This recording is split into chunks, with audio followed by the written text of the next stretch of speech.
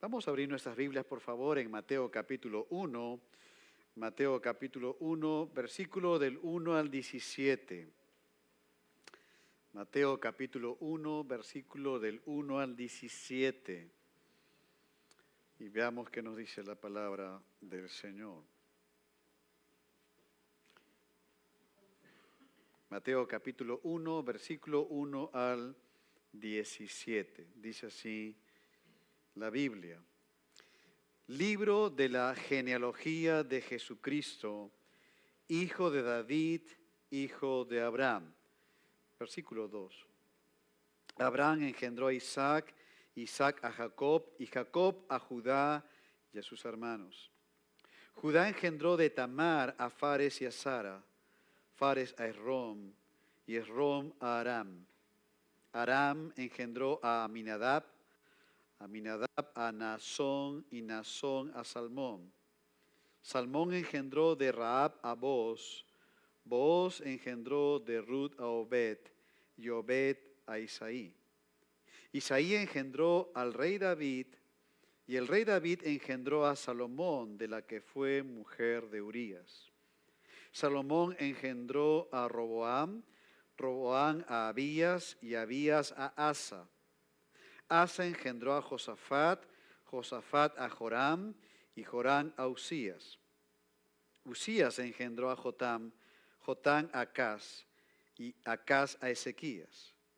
Ezequías engendró a Manasés, Manasés a Amón, y Amón a Josías.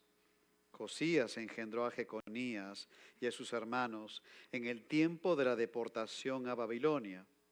Después de la deportación a Babilonia, Jeconías engendró a Salatiel, y Salatiel a Zorobabel.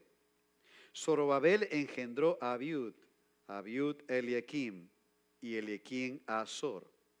Azor engendró a Sadoc, Sadoc a Akim, y Akim a Eliud. Eliud engendró a Eleazar, Eleazar a Matán, Matán a Jacob. Y Jacob engendró a José, marido de María, de la cual nació Jesús, llamado el Cristo. De manera que todas las generaciones desde Abraham hasta David son 14. Desde David hasta la deportación a Babilonia, 14. Y después de la deportación a Babilonia hasta Cristo, 14. Hasta aquí la lectura de la palabra del Señor. Como hemos anunciado por 3 domingos, vamos a estar meditando en la palabra de Dios sobre el nacimiento de nuestro Salvador Jesucristo. Acciones de gracias por Navidad es el título general de este estudio. ¿Qué razones bíblicas tenemos los cristianos para darle la gloria al Señor encarnado? ¿Qué motivos me llevan a adorar con gozo al Dios eterno que se hizo hombre? Si te preguntaran en estos días, familia o amigos, ¿qué significa para ti la Navidad como cristiano? ¿Qué responderías más allá de decirle lo básico que casi todo el mundo dice sin entender muchas veces bien la palabra del Señor? ¿Qué de diferente es tu celebración de la Navidad ante el mundo que es ajeno a la verdad de las Escrituras?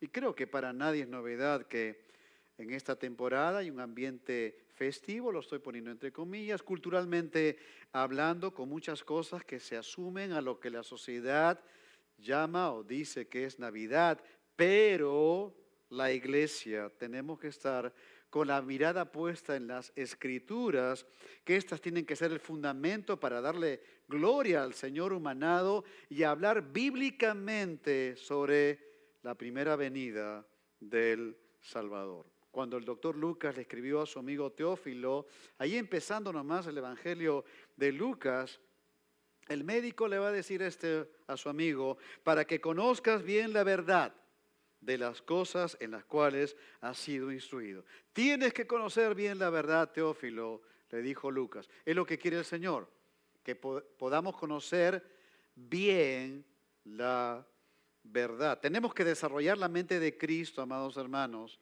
para pensar bíblicamente en lo que las Escrituras hablan acerca de Cristo el Salvador. No podemos desenfocarnos en este tiempo, que a veces es fácil desenfocarse, de la gran historia de la venida de Jesús el Salvador.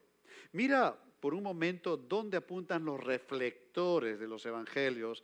Mira en Mateo 1:23, son los reflectores divinos. Ahí es donde tenemos que mirar. En Mateo 1:23 dice así: He aquí una virgen concebirá y dará a luz un hijo y llamará su nombre Emmanuel, que traducido es Dios con nosotros. Eso es como para decirlo a viva voz, ¿no es cierto? Con esta verdad la iglesia tiene más que suficiente para exaltar con gozo al Emmanuel.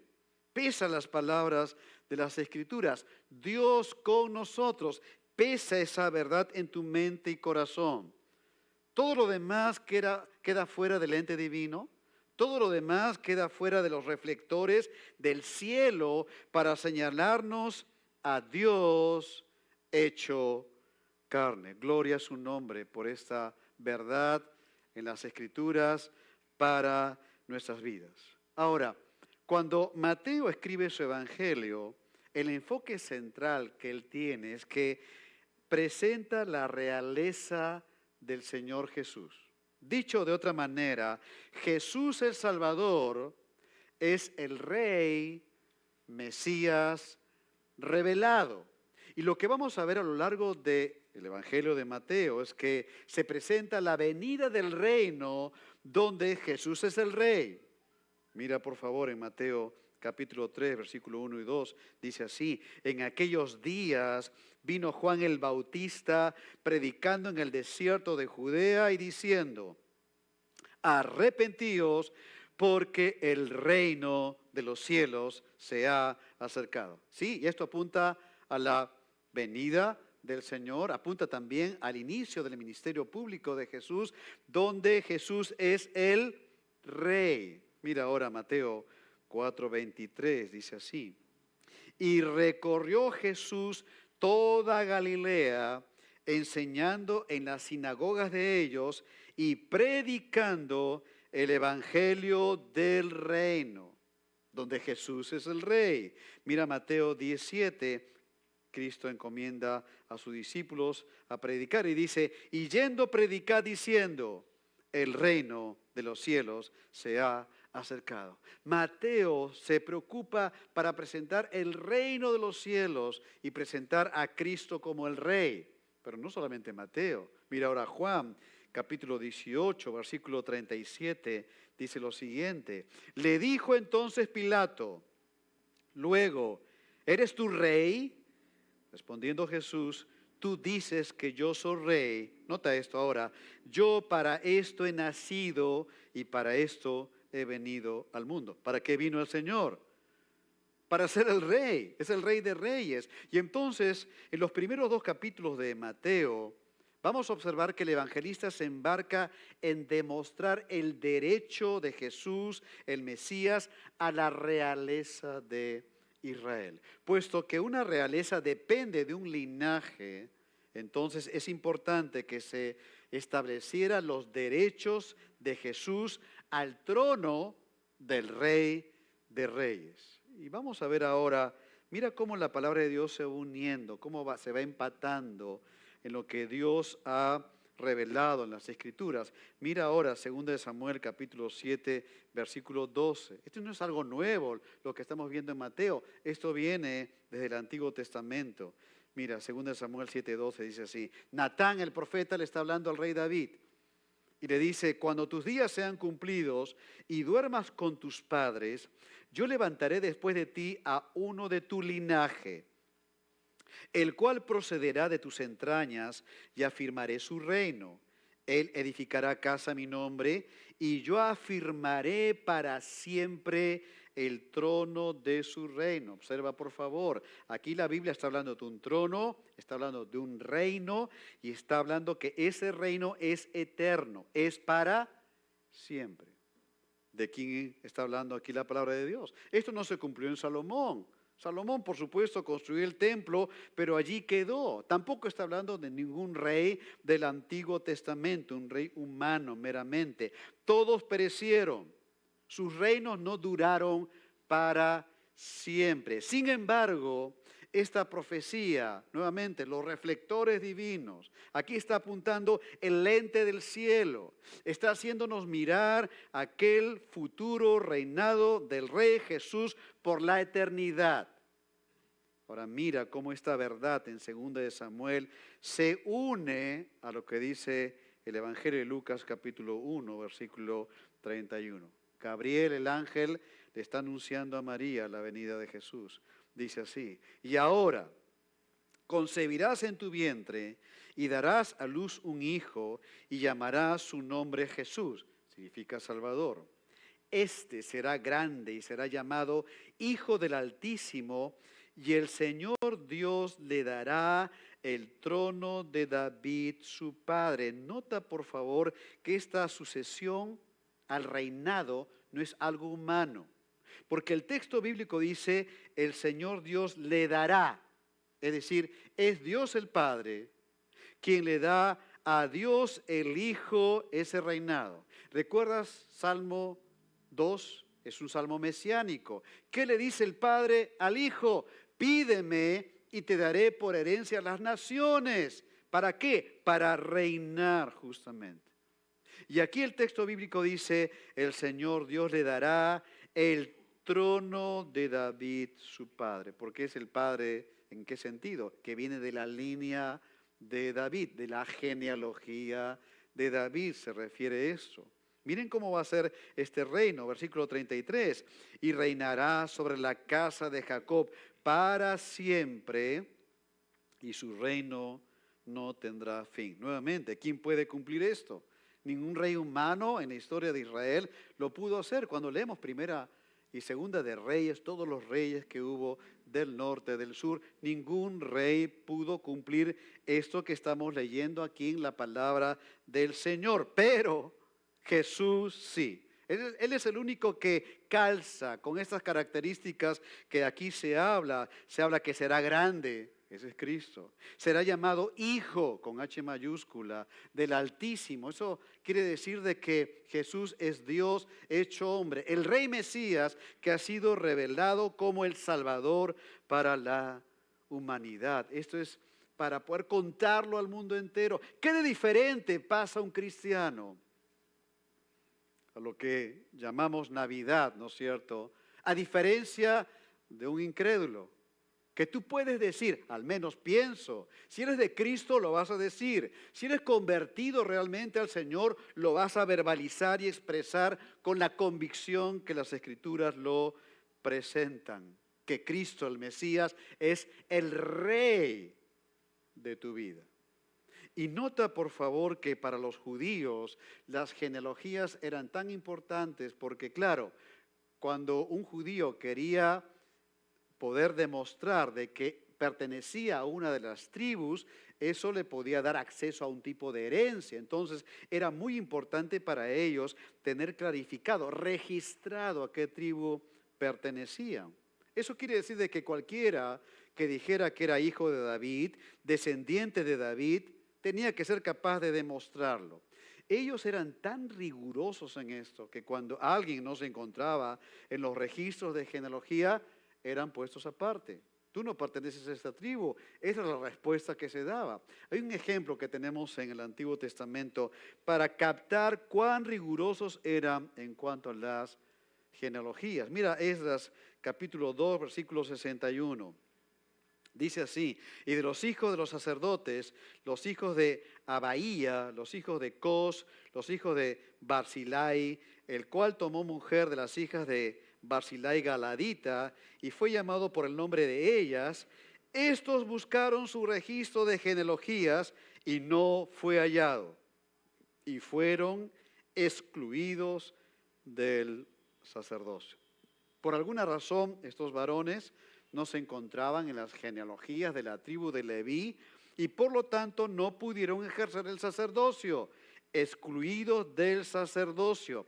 Así de riguroso era una genealogía en la costumbre que tenía Israel. Ahora, volvamos a Mateo 1:1. Mira lo que dice ahí. Libro de la genealogía de Jesucristo, hijo de David, hijo de Abraham. Ahora mira el versículo 16. Y Jacob engendró a José, marido de María, de la cual nació Jesús llamado el Cristo. Nota que la genealogía que presenta aquí Mateo viene de la línea de José. Jacob engendró a José, marido de María. Y sabemos que José no fue el padre biológico de Jesús, fue el padre legal de Jesús. De tal manera que como José era el padre legal de Jesús, le daba esa legalidad de que Jesús ascendiera como heredero al trono de David. Cuando vamos al Evangelio de Lucas capítulo 4, ahí está la genealogía de Jesús por medio de María. María puso la sangre. Dios, ahí está, milagrosamente en el vientre de María, pero es Dios hecho hombre. Y entonces María dio la sangre. Entonces por la genealogía de María viene esa línea de sangre, vamos a decirlo así. Pero a través de José viene esa herencia legal. De tal manera que se cumple lo que dice Lucas capítulo 1. ¿Recuerdas lo que le dijo Gabriel a María? El Señor Dios le dará el trono de David su padre. ¿Por qué? Porque José podía ahora legalmente darle esa herencia a Cristo Jesús por ser ese hijo, vamos a expresarlo de esta manera, adoptivo en el sentido que lo entendemos nosotros. Hay una evidencia entonces en las Escrituras para darle la gloria al Dios eterno humanado. Él es el único Rey absoluto. Es el único Rey absoluto con derecho de herencia del mismo cielo a tomar el trono para siempre. Es lo que dice el libro de Apocalipsis, recuerdas, capítulo 11, versículo 15, la segunda parte, dice así: los reinos del mundo han venido a ser de nuestro Señor y de su Cristo. ¿Qué va a hacer Cristo? Y Él reinará por los siglos de los siglos. Nuevamente un amén inmenso. ¿Qué vas a hablar en este tiempo de la Navidad? Sí, que José y María, el niño, eso lo dice hasta un incrédulo. Sería vergonzoso que no profundices más en las Escrituras y puedas hablar de este rey que ha nacido, el único que puede tomar el trono para siempre. Gloria a su nombre, a Cristo, el Rey Mesías, el Salvador. Ahora, pensando en esa lista de nombres difíciles, algunos de pronunciar, lo que vamos a ver es que cómo la gracia de Dios obró en hombres y mujeres que están incluidos en esta lista de los antepasados de Jesús. Recuerda que Mateo 1:1 dice, libro de la genealogía de Jesucristo, hijo de David, hijo de Abraham. Entonces, un primer punto aquí a considerar es la gracia de Dios en la vida de dos hombres y a través de las generaciones. Ahí está David y ahí está Abraham. Dos hombres que sin la gracia de Dios no hubieran podido llegar hasta donde llegaron. En su gracia, el Señor llama a hombres y mujeres pecadores, ahí estamos nosotros, para hacer de esas vidas en desgracia testimonios para la exaltación y la gloria de Dios. Ahora, creo que sabes de que la palabra de Dios no oculta nada, absolutamente nada. Dios no disimula las caídas de hombres y mujeres que aparecen aquí en las Escrituras, como en el caso de David y Abraham, pero tampoco oculta la manera en que la gracia de Dios obra en estas vidas para enderezarlos, para llevarlos a los caminos del Señor. ¿Y conoces la historia? David pecó gravemente en adulterio con Betsabé y profundizando en su pecado hizo de que el esposo de Betsabé, un militar llamado Urías se fuera a lo más recio de un conflicto bélico para que allí se muera. Ese era el plan de David. Pero no contento con esto, aún David continuó profundizando aún más en su pecado, ya con la familia, sus hijos. No los disciplinó a algunos. Absalón fue uno de los peores. Quiso rebelarse contra su padre para quitarle el trono del reinado que Dios le había dado. Uno ve la vida de David y dice, qué terrible. Esto que vemos en la caída de David, ¿es el mismo David que venció a Goliat años antes? ¿Es el mismo? Sí, es el mismo. ¿Cómo puede llegar una vida a vivir de esta manera? Por un lado, nos muestra la pecaminosidad del hombre. Y por otro lado, muestra la gracia de Dios que lo llevó a David a un arrepentimiento genuino de su maldad. Mira el Salmo 51, versículo 1 al 3, dice así: ten piedad de mí, está diciendo David, oh Dios, conforme a tu misericordia. Conforme a la multitud de tus piedades, borra mis rebeliones, lávame más y más de mi maldad, límpiame de mi pecado, porque yo reconozco mis rebeliones y mi pecado está siempre delante de mí. David estaba quebrado totalmente. ¿Recuerdas lo que dice la Biblia? Salmo 32, mientras callé, se envejecieron mis huesos sin mi gemir todo el día. Todo el día David se estaba secando en su pecado por no confesarlo delante del Señor. Su verdor se convirtió en un desierto árido. ¿Por qué? Porque no había confesado su maldad delante de Dios. Pero ahora vemos a un David quebrado. Esta oración no es para salirse del asunto, ya oré, ya me arrepentí. No. Uno ve en esta oración realmente que este hombre no está evadiendo su responsabilidad frente a Dios y frente al prójimo. David no está explicando su pecado, que un día yo estaba allí, resulta que Betsabé se apareció, yo no tengo la culpa. No.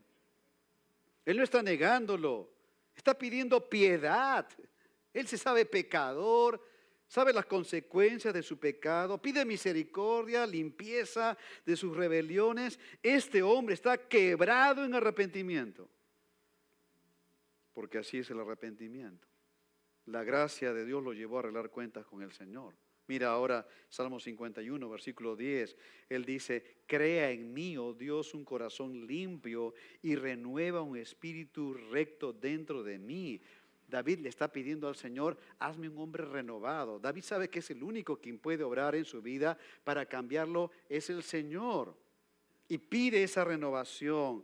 Él dice en otra parte: devuélveme el gozo de la salvación.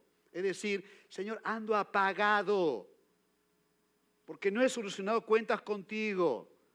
Devuélveme ese gozo que tenía antes, en tiempos de lozanía espiritual, cuando David sí tenía una comunión con el Señor. Otra escena de la vida de David es cuando él como guerrero tuvo que matar a muchos hombres. Dios le impidió por eso que construyera el templo. Mira lo que dice 1 Crónicas 22:8. Dice: mas vino a mí palabra de Jehová diciendo: tú has derramado mucha sangre y has hecho grandes guerras, no edificarás casa a mi nombre, porque has derramado mucha sangre en la tierra delante de mí. Entonces, David, con todos los pecados que mencionamos, desórdenes también en la vida de este hombre, en su gracia el Señor obró en su poder. Por eso Dios pudo llamarlo un hombre conforme al corazón de Dios. Es lo que puede hacer el poder de Dios. Un hombre o una mujer conforme al corazón de Dios. Dios es un Dios santo. Cuando te salva, Él mismo trata con tu vida para llevarte a que seas un hombre y una mujer conforme al corazón de Dios. Sí, vamos a pasar lecciones divinas en la vida. Vamos a pasar disciplinas del cielo para forjar el carácter de Cristo en nosotros. Se dice que Leonardo da Vinci, cuando una vez le enseñaron un gran bloque de mármol como él trabajaba y le dijeron: ¿cómo puedes hacer de ese gran bloque de mármol un caballo? Y él respondió, muy sencillo, saco todo lo que no es caballo de ese bloque de mármol. ¿Qué es lo que hace Cristo en la vida de sus hijos? Saca todo lo que no es de Cristo ahí. Él va puliendo, Él va trabajando tu vida, tu carácter, con pruebas, con dificultades, con circunstancias, con las escrituras aplicadas a esas pruebas, a esas circunstancias. De tal manera que el señorío de Cristo va haciéndose parte de tu vida. Y David pudo llegar más lejos con su testimonio, pero él tuvo que sufrir y tuvo que salir de donde nunca jamás debió enredarse. ¿Por qué, amados hermanos? Porque si Dios te salva, Él te salva y no va a querer dejar su reinado en tu vida. No es que te salva y te deja ahí, sino va a anhelar el reinado de Cristo en tu vida. ¿Quién es Cristo para ti? ¿Un empleado, según tú, para tus propios criterios? Y le dices, Señor, bueno, ya, tú tendrás que acomodarte a mis criterios. No, Él es el Rey. Y nosotros tenemos que someternos a Él, porque Cristo nos salva sin querer el señorío en nuestras vidas. Eso fue David, tuvo que aprender. Pero Abraham no se queda atrás. Abraham fue un hombre de fe, salió de Ur de los Caldeos por el llamado divino. Salir desde allá, irse hasta la tierra de Israel, se necesitaba fe, amados hermanos. Pero en un tiempo mintió 2 veces acerca de su esposa Sara. Por temor a que lo mataran, él dijo que Sara, su esposa, era su hermana. Y con esto avergonzó a su esposa. Con esto expuso a su esposa. Y él, Abraham, dio un mal testimonio de quien él decía que era su Dios, por el cual había venido hasta esa tierra, y al cual él decía servir. Y entonces 2 reyes paganos, al cual él dio mal testimonio, tuvieron que reprenderle a Abraham por sus actos y hechos y mentiras que estaba cometiendo. Nótalo, 2 incrédulos reprendiendo al creyente Abraham. Cuando un incrédulo reprende a un creyente, es que ese creyente ha llegado al tope máximo de frialdad en su relación con el Señor. Un amigo hace varios años, creyente, me contaba que estaba con otros amigos del trabajo, amigos, amigas, y en eso entró en el calor de la reunión y de su boca comenzaron a salir palabras ofensivas y cosas que no debió decir. Y una amiga, ahí en fresco nada más, le dijo, ¿tú siendo cristiano hablas de esa manera? Y me dijo, Fernando, en ese momento quería que la tierra me tragara. Yo le dije, debió tragarte la tierra, de vergüenza, porque ¿cómo se te ocurre? ¿Qué pasó? La verdad es que me contagié. Mira, le dije, ¿sabes qué cosa? Nada de contagiarse. Tienes que arreglar cuentas con él. Hay algo en tu corazón que no has solucionado todavía frente al Señor. ¿Por qué la palabra de Dios nos da estos ejemplos? Mira conmigo, por favor, en 1 Corintios 10:11, dice así. Y estas cosas les acontecieron como ejemplo, enseñanzas del Antiguo Testamento. ¿Para qué están? ¿Como una historia nada más? Vamos a verlo. Y están escritas, nótalo, ahí está el propósito, ¿para qué? Para que podamos decir, ese David pecador, ¿cómo se le ocurre ir al tejado? Mirad a Betsabé, es increíble. Y Abraham, mentiroso, ¿cómo expone a su esposa? ¿Es para opinar de los hombres, los ejemplos del Antiguo Testamento? No. Mira lo que dice la Biblia. Y están escritas para amonestarnos a nosotros, a quienes han alcanzado los fines de los siglos, el tiempo de la iglesia. Por eso dice el versículo 12, así que el que piense estar firme, mire que no caiga. Ten cuidado. Cuídate de querer andar en tus propias fuerzas. No seas ingenuo.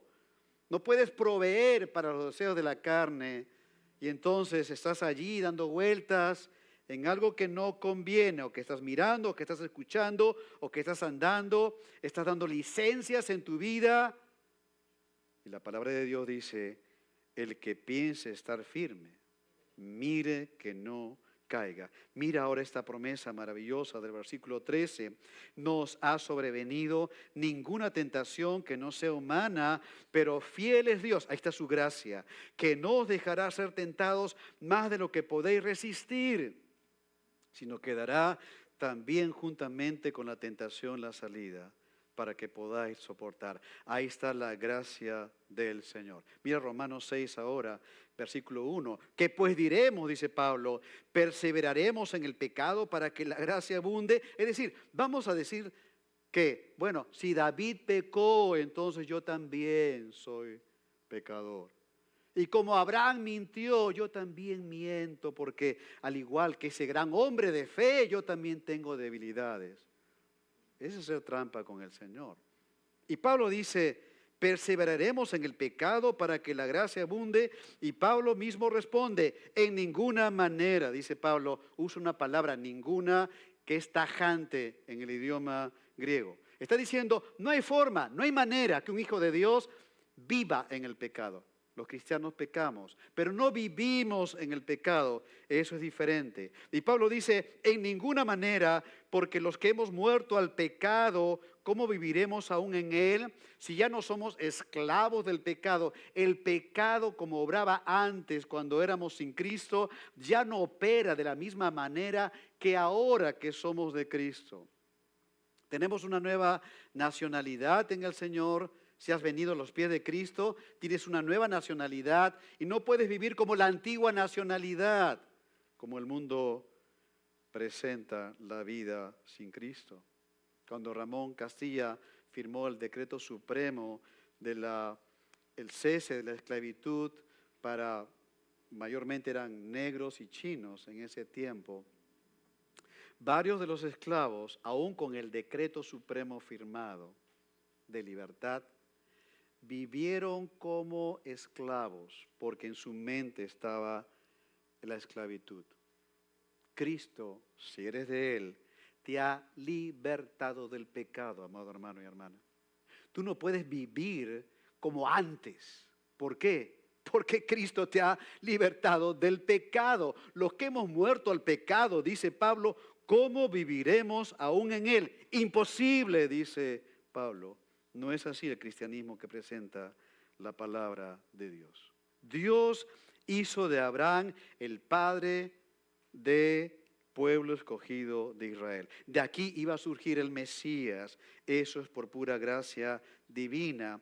Hijo de David. Jesucristo es hijo de David, hijo de Abraham. Jesús era hijo de David por una descendencia legal, recuerda, y ahora podía acceder al trono del Rey de Reyes. Y era hijo de Abraham por descendencia racial del pueblo escogido del Antiguo Testamento. Ahora, veamos también que la gracia de Dios obró en todas las épocas, tocando vidas de hombres y mujeres que abrazaron la salvación del Dios eterno. Mira el versículo 17, Mateo 1, 17, dice así, de manera que todas las generaciones desde Abraham hasta David son 14. Aquí podríamos decir que está Moisés. La gracia de Dios obró a Moisés, pero otros rechazaron al Dios vivo y verdadero. Un pueblo rebelde, hicieron, recuerdan, becerros de oro, Aarón, cuando Moisés estaba en el monte, y que quisieron tratar de ponerle, o le pusieron el nombre de esos becerros de oro, el nombre de Jehová.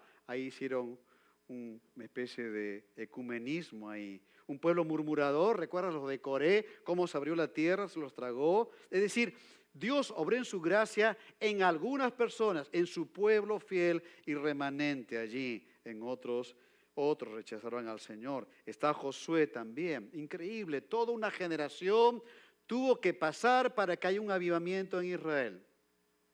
¿Cómo puede ser que tengan que haber varios velorios para que Dios despierte a su pueblo? Es la manera que Dios obró. Y toda una generación se fue, solamente Josué y Caleb, la gracia de Dios obró en estas vidas. y continuaron en la obra del Señor. Aquí está también los jueces. La frase célebre de los jueces: cada quien hacía lo que bien le parecía. Pero en ese tiempo nació Samuel. ¿Recuerdas la oración de su mamá Ana? Cómo clamaba a Ana. Elí, el sacerdote que ya estaba sin discernimiento, no disciplinaba a sus hijos, pensó que estaba borracha, pero se había equivocado. Era un hombre que se había alejado del Señor. Y nació Samuelito. Dios llamó a Samuel, recuerda: Samuel, Samuel. Heme aquí, dijo Samuel, y levantó de Samuel un hombre de Dios, un profeta. Juzgaba a Israel también. En medio de un remanente fiel, ahí estaba Samuel. Otros rechazaron al Señor, pero Dios iba a continuar su obra hasta la venida del Mesías. Generaciones desde Abraham hasta David, pero también dice desde David hasta la deportación a Babilonia. Y aquí pensamos en tiempos de decadencia, reyes rebeldes contra el Señor. Hubo algunos reyes piadosos, está Josías, Ezequías, Josafat, pero no fue suficiente, porque el pueblo de Dios se rebeló contra el Señor y Dios orquestó para que Babilonia se levantara y conquistara a esta sección del sur, a Judá, se los llevaran cautivos a Babilonia, y Dios siguió levantando hombres de Dios por su gracia. Ahí está Daniel, ahí está Jeremías, ahí está Ezequías, frente a un pueblo terco, pero la gracia de Dios continuó obrando en una línea en el tiempo hasta la venida del Mesías. Al final del versículo 17 dice: desde la deportación a Babilonia hasta Cristo. Y ahí fueron tiempos de exilio, de estancamiento. ¿Recuerdas el primer retorno con Zorobabel? Llegaron y dejaron la casa de Dios tirada. Ageo, que Dios levantó, tiene que decir: es para vosotros tiempo de habitar en vuestras casas artesonadas, y esta casa está desierta. Meditad bien en vuestros caminos, decía el profeta Ageo. Y Dios levantó también a Zacarías. En este tiempo, posteriormente, Dios levantó a Nehemías, ¿recuerdas? Con la reconstrucción de los muros. Antes había levantado a Esdras con ese despertar y avivamiento en los cultos. Dios levantó también a Malaquías, porque Dios sigue obrando en vidas por su gracia. Porque los reflectores y el ente divino están mirando al Rey Mesías, al Emanuel, a Dios con nosotros. Y en esa gracia divina vino la esperanza en Cristo Jesús. Al leer estos versículos podemos ver el recorrido de la gracia de Dios, un resumen de la gracia de Dios actuando en vidas. Aunque algunos le rechazaron, Dios fue fiel hasta que vino el cumplimiento del tiempo y Dios envió a su Hijo Jesucristo, como hemos visto, Dios con nosotros. Toda la historia del Antiguo Testamento apunta a una persona. Ese es Cristo. Todo lo demás queda despejado al mirar solamente al Rey Mesías Jesucristo. Cuando los sabios del oriente llegaron a Jerusalén, ¿recuerdas? Mateo capítulo 2, versículo 2 dijeron, recuerda, fue una caravana, no fueron tres, fue una caravana que había venido de la zona de Babilonia. Dice: ¿dónde está el rey de los judíos que ha nacido? Porque su estrella hemos visto en el oriente y venimos a adorarle. Oyendo esto, el rey Herodes se turbó y toda Jerusalén con él. Consultó a los escribas respondieron bien. 20 de nota para los escribas. Van a ser en Belén de Judea. ¿Hicieron algo los escribas? ¿Se movieron? No. De Jerusalén a Belén hay 10 kilómetros de distancia. ¿Se movieron? No. 20 de nota, pero tenían la información nada más. No querían adorar al rey realmente. Los sabios del oriente recorrieron algo de 2000 kilómetros. ¿Te imaginas eso? Una caravana, semanas de organización, 3 a 4 meses de viaje, con todo lo que pudieran haber pasado durante ese viaje. Es que cuando Dios toca el corazón realmente de un hombre o una mujer, por su gracia, va a haber un cambio. No va a tener solamente la información de las Escrituras, sino que va a responder a estas Escrituras de la palabra del Señor. ¿Por qué? Porque sabe que tiene un encuentro con el Rey de Reyes. Y cuando Dios obra genuinamente en el corazón de un hombre y una mujer que abraza la salvación en Cristo, se ve un cambio realmente delante de aquel Rey, como un acto de adoración y de rendición al Señor. La gracia de Dios en la vida de dos hombres y a través de las generaciones. Pero en segundo lugar, la gracia de Dios en la vida de mujeres relegadas por la sociedad. Porque del versículo 3 al 6 hay 4 mujeres, vamos a mencionar 3 en esta mañana. La otra es Betsabé, ya hablamos algo de ella. Pero las otras 3 son Tamar, Rahab y Ruth. Y Dios quiso poner a estas 3 mujeres que fueron consideradas como marginadas, a través de las cuales el Mesías y gran rey iba a descender. Y la primera de ellas es Tamar. Versículo 3 dice, y Judá engendró de Tamar a Fares y a Zara. Cuando uno va a Génesis capítulo 38, ve la terrible historia de Tamar y de Judá. Con engaño tuvo una relación ilícita con Judá y entonces nacieron estos 2 hijos que menciona acá la Escritura, Fares y Zara. En realidad la vida de Judá era una vida pecaminosa también. Tuvo relaciones con una cananea, con una incrédula. Nacieron ahí 3 hijos. Los 2 mayores fallecieron por juicio divino y el último, el pequeño, entonces Judá quiso que él creciera para que se casara con la viuda Tamar, que había quedado de su otro hijo. Esa era una costumbre judía, el leviarato.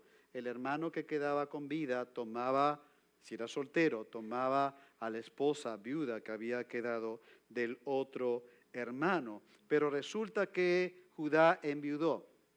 Y en uno de sus viajes de negocio, entonces Tamar tramó algo y se vistió de una prostituta.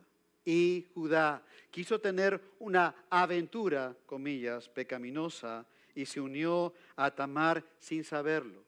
De tal manera que Tamar quedó embarazada. Y como ya no pudo darle el tercer hijo que había prometido que le iba a dar de esposo a Tamar, resulta que ahora esta mujer, de quien iba a ser su suegro, tiene 2 hijos también. Hermanos, uno ve esta trama terrible, fea, ¿no es cierto? Fea. ¿De dónde le sacaron esto? ¿De qué revista de policial o algo así? Una maraña de sucesos pecaminosos, tragedias familiares, hijos muertos, ocultamiento de pecado, adulterio, engaño. Pero el Señor ha puesto esto en su palabra para mostrarnos cuán hondo se puede caer en la maldad y las consecuencias de esto. Gracias a Dios que en las Escrituras hay indicios de que Judá y Tamar se arrepintieron. Cuando vamos a Génesis 38, 26 dice así, entonces Judá los reconoció, algunos elementos que él había dejado como forma de pago a la mujer con quien había estado, y cuando Judá se entera de que Tamar había pecado, él se pone muy religioso, muy severo, que muera. Y entonces Tamar le dice, tú eres ese hombre, aquí están los objetos que me diste cuando pecaste. Y entonces Judá dice, más justo es ella que yo, por cuanto no le he dado a Sela mi hijo. Y nótalo, nunca más la conoció. Hay un indicio de que este hombre se arrepintió y Tamar lo mismo. En su gracia, Dios incluyó a Tamar en esta lista de la genealogía de Jesús. Pero una segunda mujer ahora es Rahab. Versículo 5 dice, Salmón engendró de Rahab a Boz. Rahab fue una mujer habitante de Jericó que ejercía la prostitución.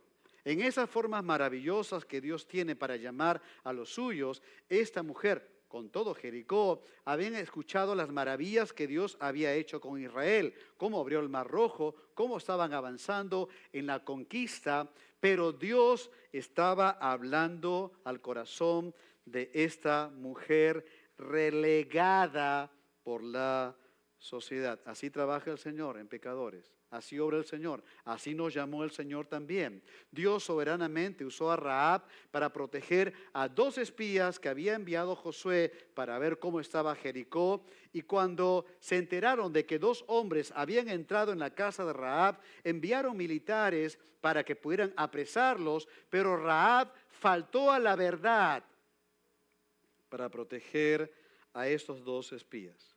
Cuando hay 2 principios que chocan, la verdad y la vida, el principio de la vida siempre es el que tiene que destacar. ¿Recuerdas a las parteras de Moisés cuando faltaron a la verdad por lo que había dicho Faraón, que desaparecieran, que mataran a todos los bebitos varones? Faltaron a la verdad. ¿Por qué?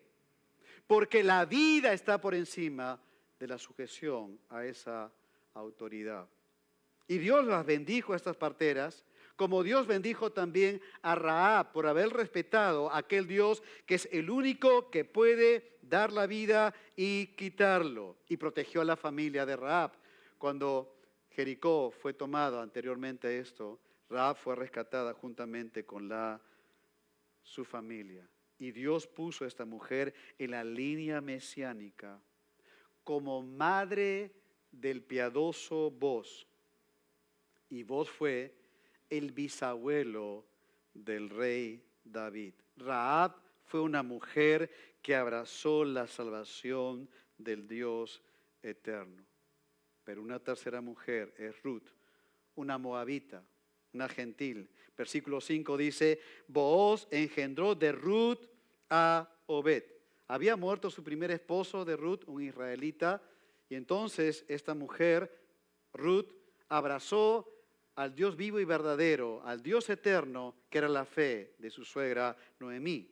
Y fue una mujer piadosa, amorosa, de tal manera que al haber aceptado al Dios eterno del Antiguo Testamento en su propia vida, Dios la convirtió en abuela de David, el gran rey de Israel. La gracia de Dios ilustrada en vidas que humanamente hablando, quizá tú y yo no diéramos ningún céntimo de esperanza. Ahora, si te escandalizaste al ver las Escrituras y ver estas vidas que por la gracia de Dios fueron rescatadas, si te escandalizaste, es que aún no has comprendido la gracia de Dios. Una gracia que te rescató a ti y a mí, si eres de Cristo. Habiéndonos visto el Señor en desgracia de pecado, rumbo al infierno, sin esperanza, estando muertos en delitos y pecados, sin ninguna posibilidad nuestra de poder responder al llamado de Dios, Dios en su gracia un día dijo, quiero que vivas y escuches el llamado de Dios, del evangelio de la gracia, y respondas a ese llamado de la gracia de Dios. No, Ruth y aquí las mujeres que estamos viendo, Rahab, no son peores que nosotros. Son tan pecadoras o fueron tan pecadoras como lo eres tú y como lo soy yo. Pero en cuanto abundó el pecado, sobreabundó la gracia, dice el Señor.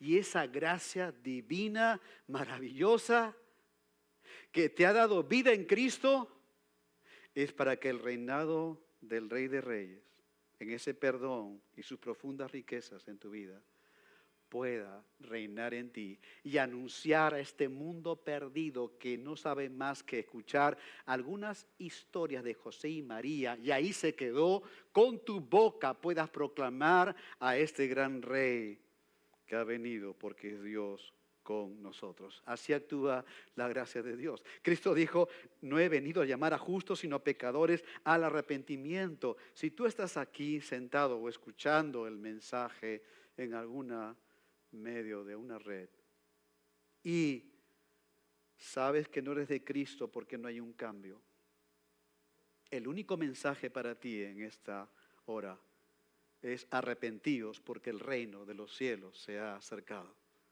Arrepiéntete de tus pecados, cree en Cristo, que murió en la cruz para perdón de tus pecados, resucitó al tercer día entre los muertos como una evidencia de su victoria en la cruz, y ese mismo Cristo viene por segunda vez como Rey de Reyes a reinar en el milenio y su reinado eterno para vivir para Él.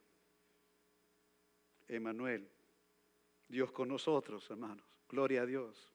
Gloria a su nombre. Dios con nosotros. El Rey de Reyes ha nacido. Vamos a orar.